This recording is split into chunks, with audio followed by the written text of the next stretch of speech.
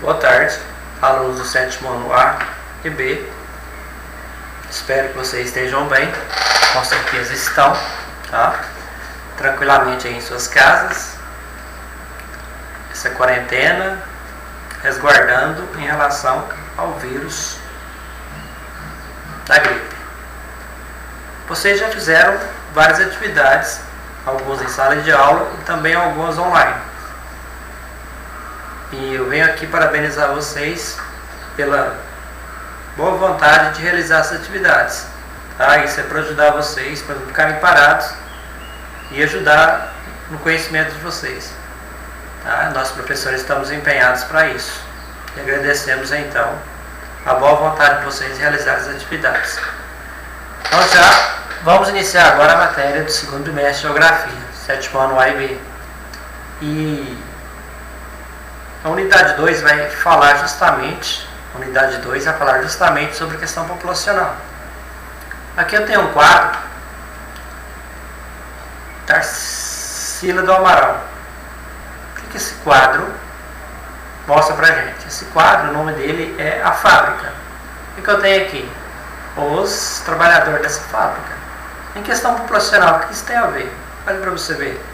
Rostos diferentes, tá? Tipos característicos populacionais diferentes, tá?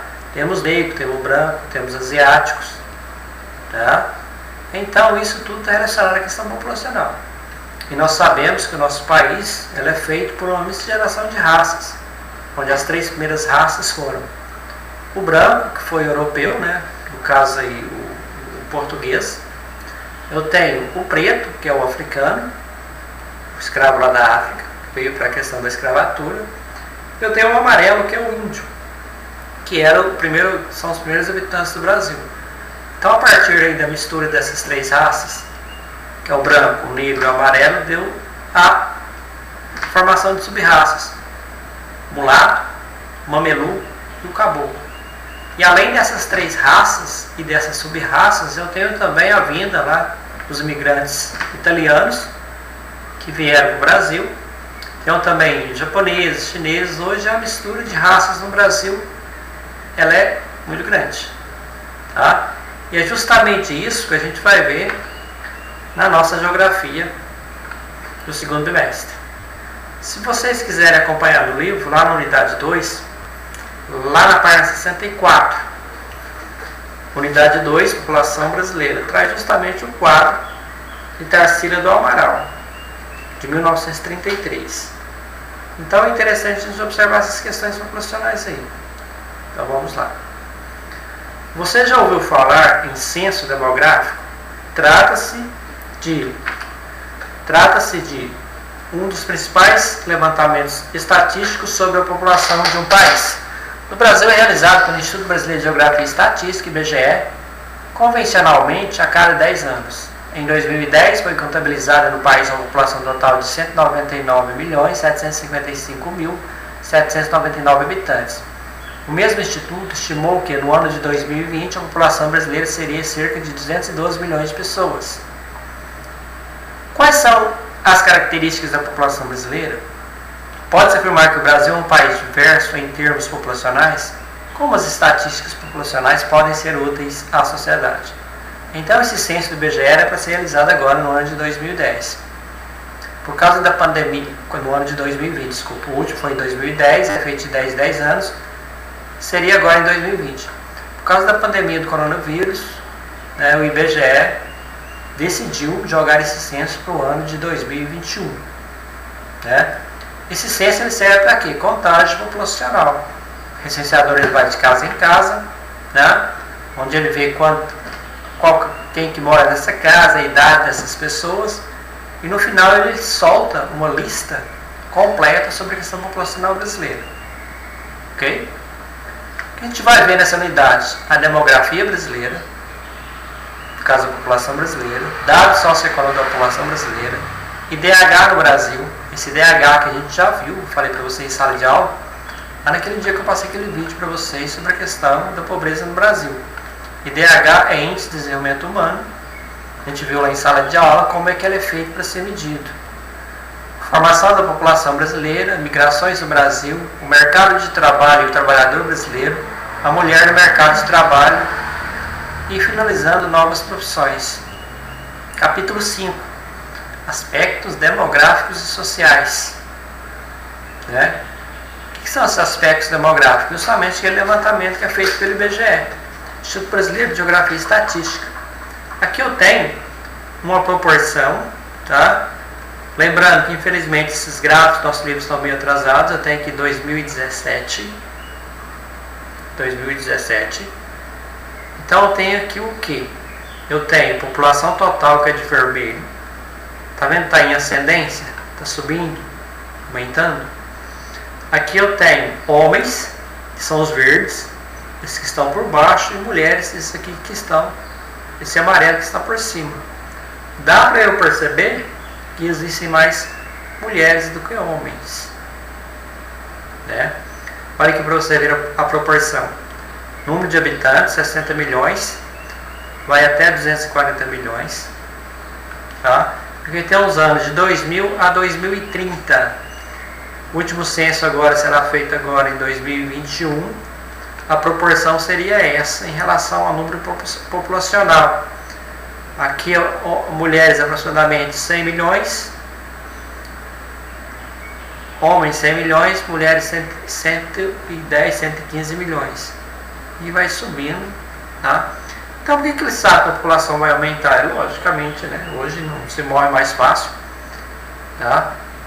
E há alguns aspectos populacionais que são estudados, a gente vai ver daqui a pouco, mas eu vou adiantar para vocês o seguinte, que é o crescimento natural vegetativo da população. Como que ele é feito? Fazendo a subtração. O número de nascimentos menos o número de óbitos. Os que nasceram menos os que morreram. Logicamente, se a gente for perceber, tá? Esse dado é sempre positivo, porque vai morrer muito mais, vai nascer muito mais do que morre, né? O crescimento demográfico da população é sempre positivo, nunca é negativo. Densidade demográfica, o que é isso? É o número de habitantes por quilômetro quadrado, tá? Aqui eu tenho a relação entre região populada e região populosa. Aqui, ó, o Brasil apresenta baixa densidade demográfica, cerca de 24 habitantes por quilômetro quadrado, tá? E se você for ver no território brasileiro, olha aqui esses pontos vermelhos. Esses pontos vermelhos é onde tem mais população, tá? Em locais mais desenvolvidos do país, logicamente tem mais população, tá? Se você for aqui no estado do Amazonas, o que eu tenho aqui? Baixa questão populacional. No Acre é a mesma coisa, tá? Já aqui nas regiões litorâneas do Nordeste, no Sudeste, Espírito Santo, Rio de Janeiro, Minas Gerais e São Paulo, tem grande questão populacional. Em Goiânia, por exemplo, aproximadamente 1.500.000 habitantes hoje. Brasília, Distrito Federal, né? Aqui no Amazonas, aqui nessa região, aqui, ó, próximo a Manaus, que é a capital, eles criaram aqui uma zona franca, chamada Zona Franca de Manaus. Isso foi aspecto para chamar ou atrair a população. Foi um desenvolvimento econômico que fizeram aqui, né? Integração com a Sudan, Superintendente de Desenvolvimento da Amazônia, aqui daqui a pouco, tá? O restante do país, olha para você ver, a densidade demográfica realmente ela é muito baixa. Aqui, floresta amazônica. Aqui eu tenho aqui, ó, a gente já estudou isso, a gente vai estudar isso em geografia também, questão no Nordeste brasileiro. Aqui eu tenho o litoral, chamado Zona da Mata, Agreste, Sertão. O sertão nordestino, por causa da seca, tem pouca população, tá? Mas isso aqui é aspectos econômicos também, essa questão de maior parte da população viver em certas regiões do que em outras. Natalidade e mortalidade. Natalidade, os nascimentos. Mortalidade, logicamente, os que morrem. Isso que eu falei para vocês agora mesmo é o crescimento natural vegetativo da população. Essa taxa é calculada como natalidade menos mortalidade. E chega-se ao número X. Tá? Aqui eu tenho um gráfico de natalidade e mortalidade no Brasil, em porcentagem, aqui porcentagem. E os anos de 1881 a 2017, tá? Olha a natalidade. Vem diminuindo, olha aqui, consideravelmente. Natalidade é o número de nascimentos. Ah, mas por quê? Já chamei a atenção disso para vocês em sala de aula. Antigamente, principalmente na nossa região, era mais interessante para as famílias ter um número grande de filhos. Para quê? Logicamente, a maioria da população morava na zona rural. Quanto mais filhos, mais força de trabalho.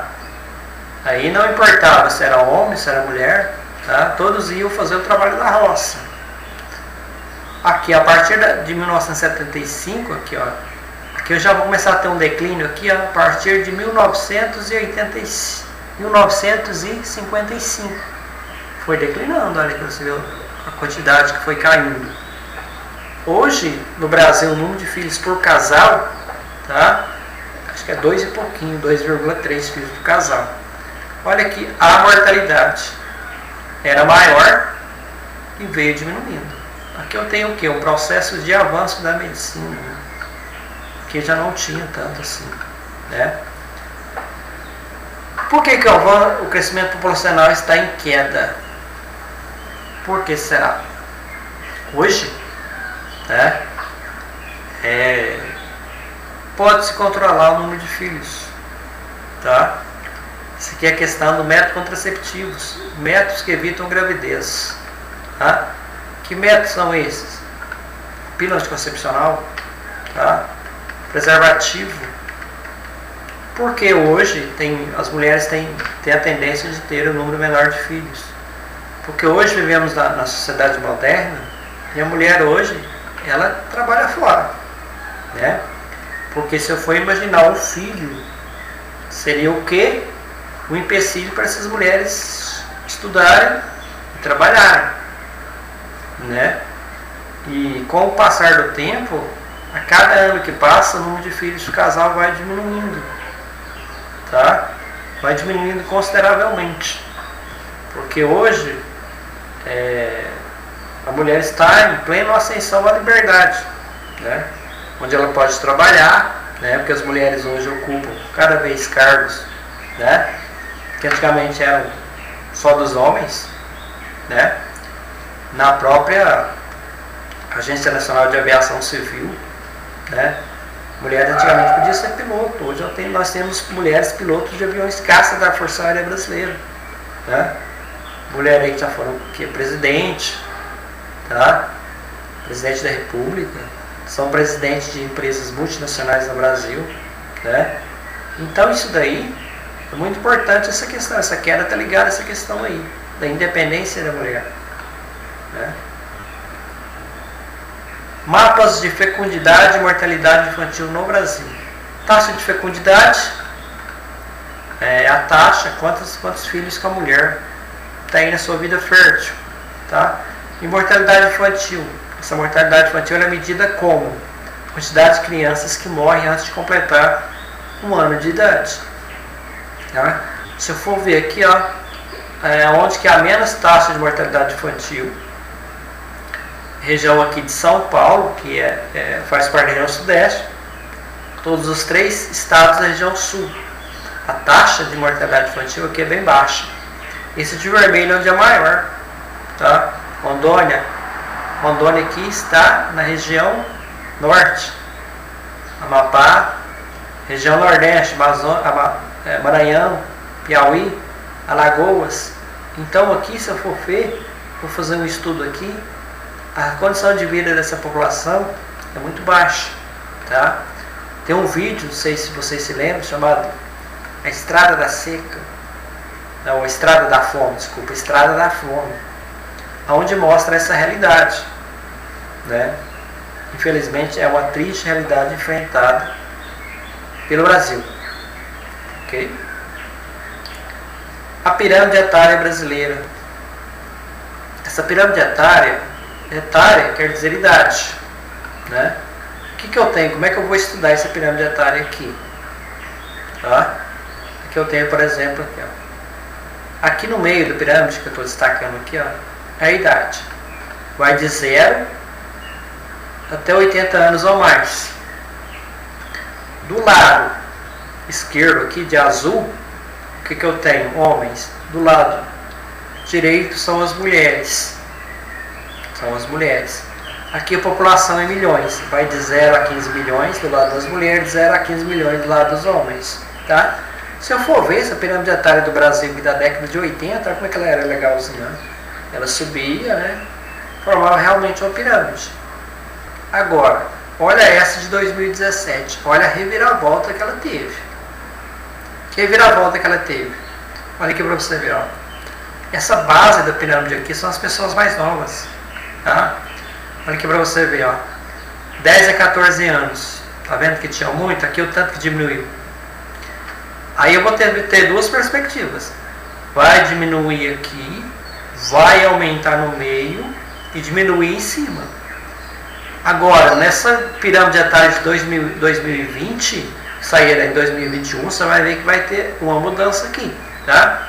Se eu diminuir aqui, ó, a base da pirâmide, as pessoas mais novas, vai aumentar aqui e vai diminuir aqui. Futuramente, o que vai acontecer? Se continuar aqui abaixando aqui, tá? Vai diminuir aqui e aumentar aqui a população idosa do país. Tá? E esse controle exagerado da população reflete aqui. Ó.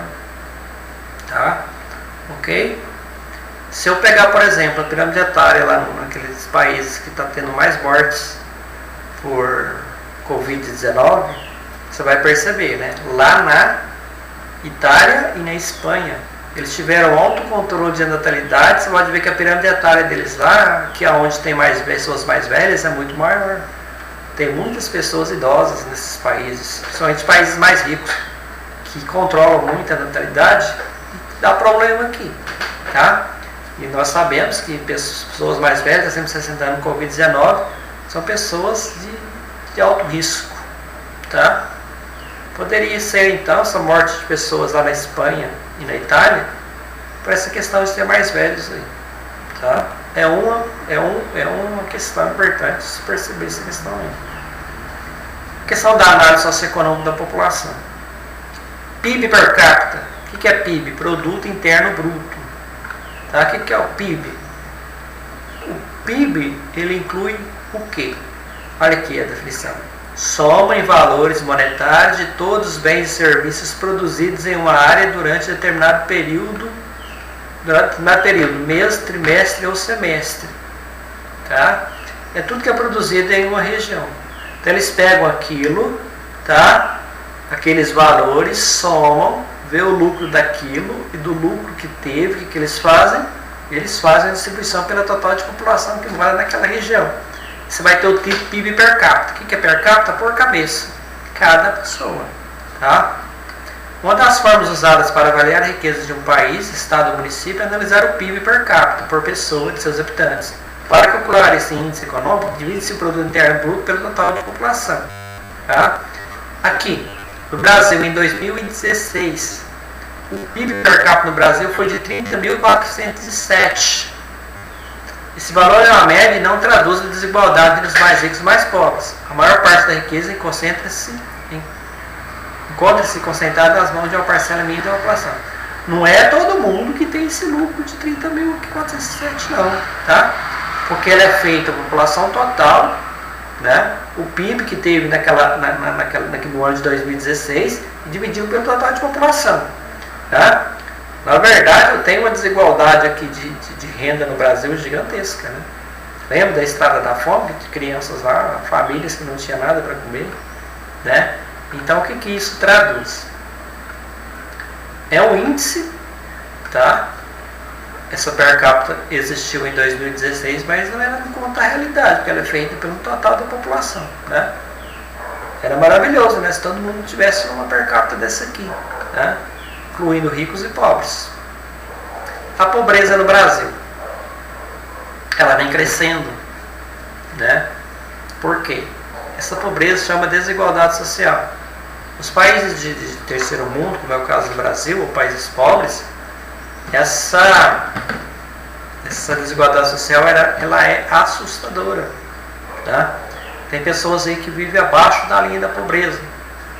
São pessoas que eu falei para você em sala de aula que vivem com R$180 mensais, né? Para cuidar do casal, que é a pai, a mãe e um punhado de filhos, né? Infelizmente tem vários filhos, tá? Viver abaixo da linha da pobreza e viver miseravelmente, tá? São pessoas que não têm trabalho formal, muito menos informal.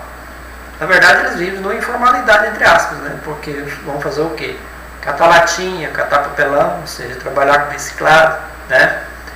E ir lá para os lixões para poder pegar lixo reciclado, para poder, né? Então a concentração de riqueza do Brasil ela fica nas mãos de poucos, né? Tem pessoas que são bastante ricas no Brasil, uma fortuna gigantesca, mas tem outros que não têm basicamente nada. A questão educacional. A taxa de analfabetismo. Essa taxa de analfabetismo, o percentual de pessoas com 15 anos de idade ou mais que não sabem ler nem escrever. Em 2015 no Brasil, era de 8%. Tá? Então aí vai dar uma cifra proporcional gigantesca. Que não tem acesso à leitura e nem à escrita. Tá? E nós sabemos que atualmente, para se desenvolver um país, tá, tem que ter investimento em educação, tá? Tem que se instruir a população brasileira, tá? Vocês aí estão nessa missão, né? A sala de aula todos os dias para poder aprender, né? Para vocês conseguirem futuramente aumentar esse percentual do PIB aqui, ter boas condições financeiras para cuidar da família que vocês vão criar, ou não, a gente não sabe o que vai ser o futuro de vocês, né? Consequentemente, o ser humano é assim, para criar para poder constituir família, né? Então aqui, esse analfabetismo é um problema, tá? A tendência é tentar diminuir. O que o governo federal faz? Alguns projetos. O projeto Acelera, que é um projeto feito juntamente com a Fundação Ayrton Senna, para tentar tirar essas crianças que estão em defasagem de idade séria, ou seja, estão muito velhas lá no 5º ano, no 6º ano, pega e dá uma acelerada nelas. Nós temos a EJA, Educação de Jovens e Adultos, né, que o processo educacional deles é sintetizado, eles fazem 2 séries em um ano só, né, justamente para fazer eles irem dar uma acelerada no estudo, na condição de estudo deles, né, para tentar diminuir essa taxa de analfabetismo. Tá? Esses projetos eles ajudam, né? Mas diminuir é impossível. Tá? Hoje tem uma lei brasileira que fala o seguinte: toda criança, nenhuma criança fora da escola, né? Mas vejo aí que tem muitas crianças que não estão na escola. Outras vão, né? Mas vão por estar lá, estudar, não estudam. Isso é outra questão. Isso é parte de cada pessoa. A longevidade, isso que é a expectativa de quanto a idade, né? Olha que você vê o gráfico do Brasil, região vermelha aqui, ó, 70 a 73 anos, isso é 2015, acima de 78 anos, esses amarelos, né? Porque em uma região a idade das pessoas é maior e outra é menor. Condição de vida da população, tá? Quanto menor qualidade de vida a pessoa tem, menos ela vai viver. Quanto melhor a qualidade de vida, mais ela vai viver. O que entra nessa qualidade de vida? Moradia, alimentação, assistência médica, hospitalar, né? Se esses itens for de boa qualidade, isso vai refletir, né, na longevidade ou na idade que essas pessoas vão viver, chamada expectativa de vida. Hoje nós temos a população idosa no Brasil hoje, né? Porque a gente vê, o cidadão tem 100 anos, 103 anos, né? A gente até assusta como é que vive 100, 103 anos hoje. A gente tem que perceber que antigamente eles viviam, né? Como é que era a vida antigamente? Muito pacata, né? Como é que é a vida de hoje, sociedade moderna? É acelerada, né? A gente aí acorda na segunda-feira de manhã para trabalhar, a gente vê, está chegando sexta-feira, né? porque é muito rápido, muito acelerado. Se você fala assim, antigamente o tempo passava mais devagar, a gente passa mais rápido. Passa do mesmo jeito, né? As horas são as mesmas. O problema é que antigamente não tinha muito coisa para se fazer. Era aquela vida monótona. E hoje não, hoje é tudo acelerado, né? Você sai de um lugar, já vai para o outro e o tempo só vai passando. O Índice de Desenvolvimento Humano, que é o IDH, né? O IDH é medido de 0 a 1. Quanto mais próximo de 1, melhor será a qualidade de vida. Os índices variam entre IDH baixo, médio, elevado ou muito elevado. O IDH do Brasil evoluiu nas últimas décadas e em 2015 alcançou o valor de 0,774, que é considerado elevado e é bem superior ao registrado em 1990. Tá? E é o que eu falei para vocês, né? Não quer dizer que esse IDH ele é feito generalizado, ele é feito pela população toda. Não leva em consideração os mais pobres, tá? Então aí o IDH, né? 0,7 poderia o IDH elevado, tá? Porque o médio vai até 0,5 seria médio. 0,774 é um índice elevado, né? Será que esse índice reflete realmente a questão, né, da população do Brasil? Consequentemente, não. Tá? Aqui está os idosos, a questão cultural. Né? Essa questão cultural é muito interessante, essa questão cultural aí, né? Aquela questão de cultura que está enraizada das pessoas mais velhas. Né? Vamos citar lá, você não pode tomar banho que você acabou de almoçar ou jantar. Né? É uma questão o quê? Cultural. Né? E as pessoas acreditavam. Né? Até hoje alguns ainda acreditam que isso é verdadeiro. Né? Aqui eu tenho algumas atividades. Tá? Espero que vocês tenham entendido. Tenham gostado também. Né? E depois que vocês assistirem essa aula, dá uma olhada nela, a gente vai ver, né, o que a gente vai fazer aí no decorrer dessa